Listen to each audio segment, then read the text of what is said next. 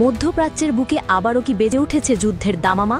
মার্কিন অহংকারে সবচেয়ে বড় আঘাত হেনে কাতারের আল উবেইদ বিমান ঘাঁটিতে ইরান কি সত্যিই চালিয়েছে ভয়াবহ মিসাইল হামলা? সম্প্রতি বিভিন্ন আন্তর্জাতিক সংবাদ মাধ্যমে দাবানলের মতো ছড়িয়ে পড়া এই খবর বিশ্বজুড়ে তৈরি করেছে চরম উত্তেজনা। বলা হচ্ছে ইরানের বিপ্লবী গার্ড বাহিনী অত্যন্ত নিখুঁতভাবে তাদের লক্ষ্যবস্তুতে আঘাত হেনেছে, আর সেই লক্ষ্যবস্তু হল কাতারে অবস্থিত আমেরিকার সবচেয়ে বড় এবং কৌশলগতভাবে গুরুত্বপূর্ণ সামরিক ঘাঁটি। এই হামলা যদি সত্যি হয়ে থাকে তবে এটি শুধু একটি সামরিক অভিযান নয়, এটি ওয়াশিংটনের প্রতি তেহরানের সরাসরি বার্তা, তোমাদের ক্ষমতার কেন্দ্রবিন্দু এখন আমাদের মিসাইলের আওতায়। ইরান স্পষ্ট করে দিয়েছে তাদের এই আক্রমণ কাতারের বিরুদ্ধে নয়, বরং কাতারের ভূমি ব্যবহার করে যে মার্কিন সেনারা মধ্যপ্রাচ্যে আধিপত্য বজায় রেখেছে তাদের বিরুদ্ধে। ইরান এবং কাতারের মধ্যে রয়েছে গভীর বন্ধুত্বপূর্ণ এবং অর্থনৈতিক সম্পর্ক।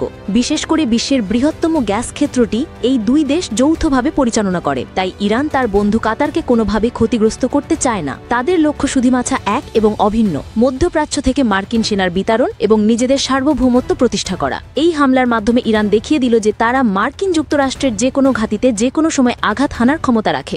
এখন প্রশ্ন হলো, এই হামলাকে আপনারা কিভাবে দেখছেন? এটা কি ইরানের আত্মরক্ষার অধিকার প্রতিষ্ঠা, নাকি নতুন এক বিধ্বংসী সংঘাতের সূচনা? এরকম আরও গুরুত্বপূর্ণ নিউজ পেতে সাবস্ক্রাইব করুন এখন।